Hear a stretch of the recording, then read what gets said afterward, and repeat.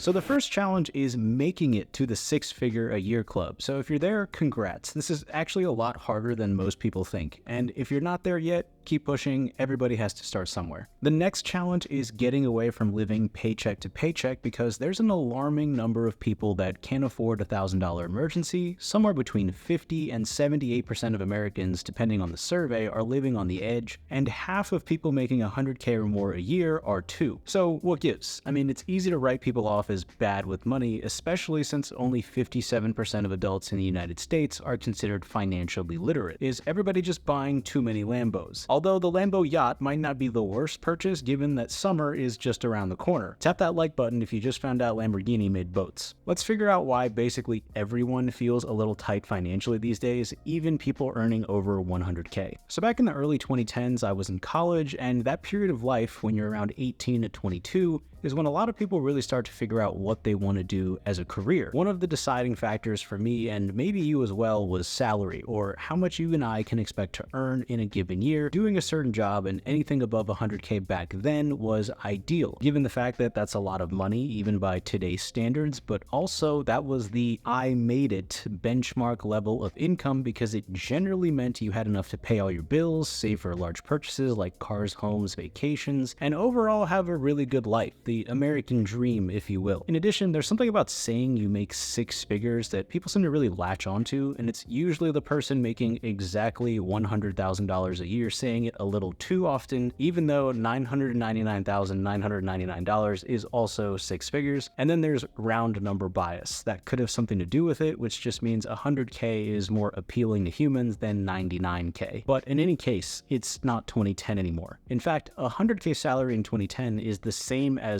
$144,000 salary today after adjusting for inflation. In other words, you need 44% more dollars today to make an equivalent amount. This leads us to wonder whether or not incomes have gone up proportionally. According to the Federal Reserve economic data, the real median household income in 2010 was $64,300, and in 2022, that was $74,580. These numbers are adjusted for inflation, and we can see a difference of about 16%.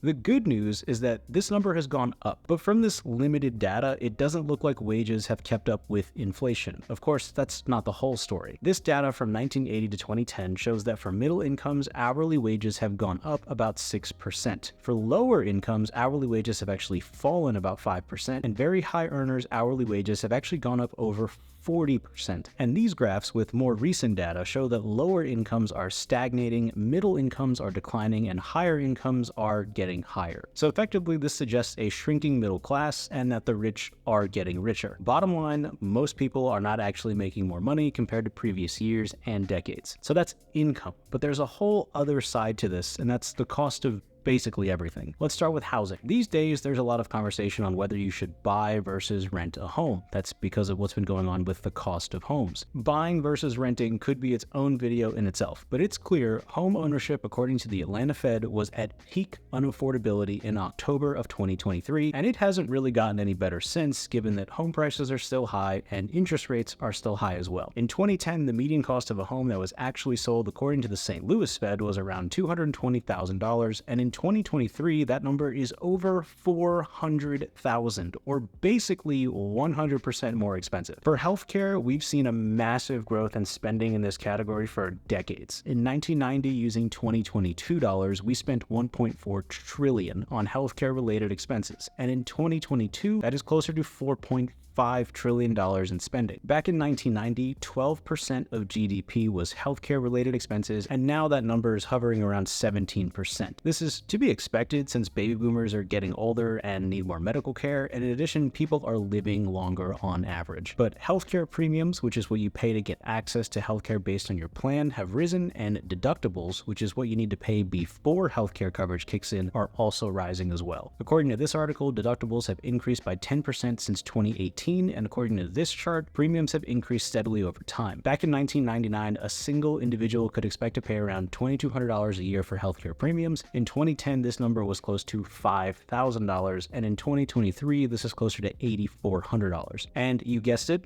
out-of-pocket expenses for healthcare are rising as well. When it comes to cars, there are a lot of costs to own a single vehicle, but for the purpose of this video, we'll look at two key numbers. First is the total price of a new car, which back in 1990, a new car on average would cost about $15,000. In 2010, that jumps to $25,000, and today that number is over $4,700. And interestingly enough, used cars today are selling for around $28,000, which is more than enough to buy brand new in 2010. And for a while, new cars were actually cheaper than used cars in recent history due to supply issues. Second is the average cost of insurance. In 1990, the average auto policy would cost you around $171, and in 2024, that will likely end up being over $800. So this makes sense given that cars cost more to make, buy, and they cost more to repair, but I can't complain too much given that a car that was brand new in 1990 and 2010 is far different than a new car in 2024. Recently, I bought a vehicle, and compared to my old car, it's just way nicer, and it has a lot more of the standard features from both a safety perspective and from a bells and whistles perspective, like rear view camera, blind spot indicator, things like that. So